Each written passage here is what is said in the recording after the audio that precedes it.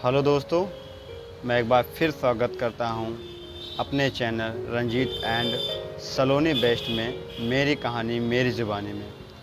तो दोस्तों, मैं अपनी कहानी में पार्ट 2 में आपको ये बताया कि मैं अपनी बहन की शादी किस तरह करना चाह रहा था और मेरे पास किन किन चीज़ों की दिक्कतें आ रही थी। तो आपने मेरी कहानी में इतना जाना, तो आगे मैं आपको बताता हूँ और अपनी कहानी पूरी करता हूँ।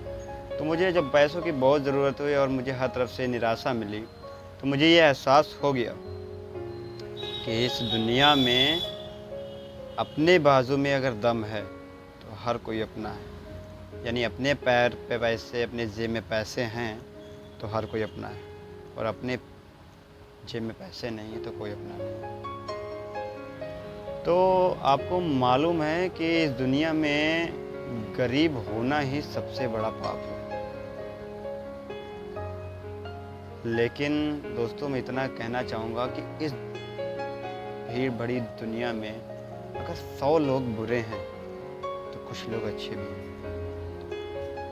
तो फिर ऐसे हुआ और मैंने फिर डायरेक्टली अपने जो लड़के वाले के घर होता है, मैंने वहाँ पे डायरेक्टली फ़ोन किया।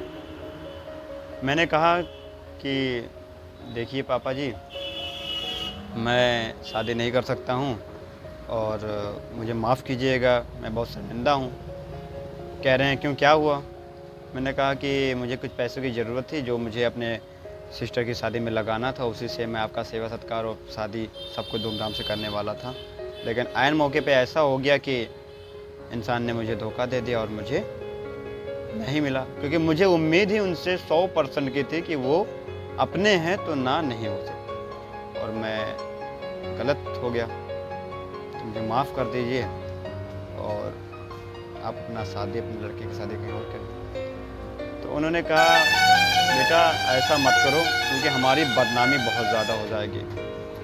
मेरे घर में पहली शादी है, बड़े लड़की की शादी है, और मेरे कार्ड भी बढ़ चुके हैं, टेंट वेंट भी लग चुके हैं, सब कुछ हो चुका है, मतलब कहने के लिए सब कुछ बुक हो चुका है।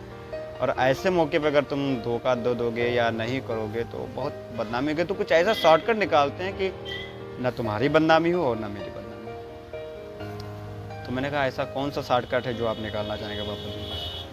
तो उन्होंने कहा देखो, तुम्हारे पास जितनी लिमिट हो, 5,000, 10,000, 20,000, जितनी तुम्हारे पास लिमिट हो, मतलब अगर कहने के लिए हमारे पास अगर हम 10 मेहमान को लाते हैं घर पे या 20 मेहमान को लाकर उनका सेवा आप कर सकते हो, तो हम उतने मेहमान लेकर आएंगे, आप उनका सेवा कर दीजिएगा और शादी धूमधाम से हो जाएगी। अगर वो भी नहीं कर सकते हो तो हम खुद चले आते हैं अपने फैमिली को लेकर, विदाउट कोई नहीं आएगा, सिर्फ मेरी फैमिली आएगी और मंदिर में शादी हो जाएगी। जो छोटा मोटा होता है, रस्म होती है, वो पूरी की जाएगी, और एक जोड़े जो होते हैं, लड़की होती है, 5 मूठा अनाज होता है, वो अपना शुभ कार्य करके और लड़की हमारे घर आ जाएगी। भाई दोस्तों, मैं आपसे इतना कहना चाहता हूँ, जब उनके घर से मुझे ये बात मेरे कानों में पड़ी तो मुझे ये एहसास हो गया कि दुनिया में अगर 100 लोग बुरे हैं तो 10 लोग अच्छे भी हैं। एक गरीब ही दूसरे गरीब की फीलिंग को समझ सकता है, ये पैसे वाले कभी किसी की फीलिंग को नहीं समझ सकते हैं। दोस्तों, इतनी बात हुई और मेरे आंखों में आंसू आ गए, मैं रोता ही रहा। मैं अपनी माँ के गोद से लिपट गया और कहने लगा कि माँ, अब शादी होगी, मैं अपनी बहन की शादी करूँगा, अच्छे से करूँगा।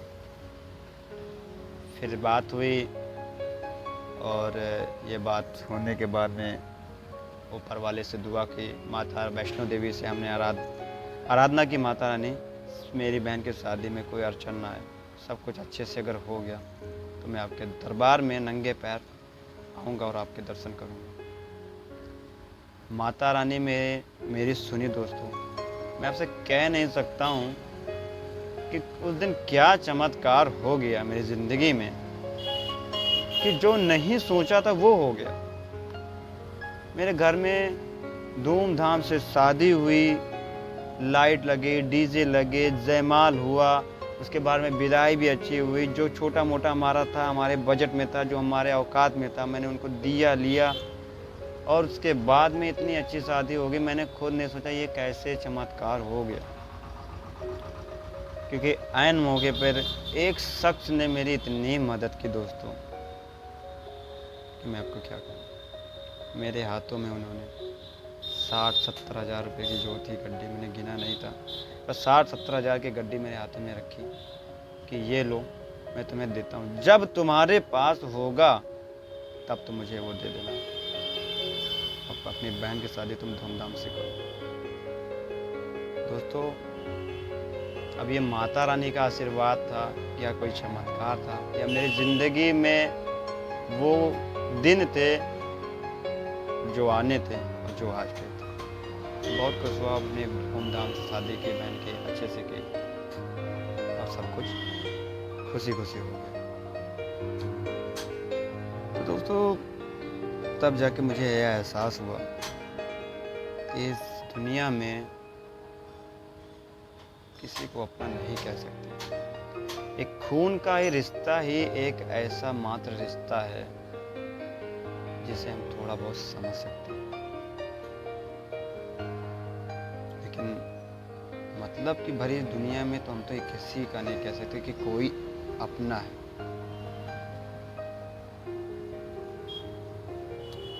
फिर मैंने सीखा, सोचा, समझा कि फोकस करना है तो सिर्फ अपने काम पे करो, किसी से कोई मतलब नहीं, कोई दुनियादारी नहीं, किसी की आना जाना नहीं, मतलब तक जितना कोई हमें समय देता है हमें उनको उतना समय देना चाहिए, उनसे उतना बात करना चाहिए, उनके घर उतना आना जाना चाहिए।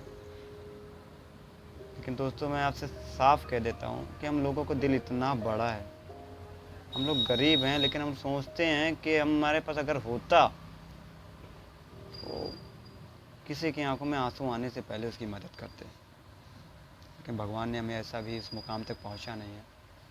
लेकिन दोस्तों, मैं यही चाहता हूं, अपनी कहानी के माध्यम से आपसे यही कहना चाहता हूं कि आप लोगों का अगर सपोर्ट रहा, अगर कभी भी उस मुकाम तक मैं पहुंचा, तो मेरा ये आपसे वादा रहा कि ज़िंदगी में जब भी मेरी किसी को मदद पड़ेगी,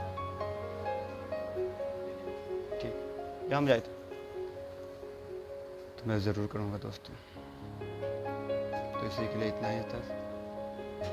आपसे फिर मिलेंगे चौथे पार्ट में और आपको एक नई कहानी के साथ अपनी स्टोरी आगे बढ़ाएंगे। तब तक के लिए मुझे सपोर्ट, लाइक, सब्सक्राइब ज़रूर करें दोस्तों। Thank you guys.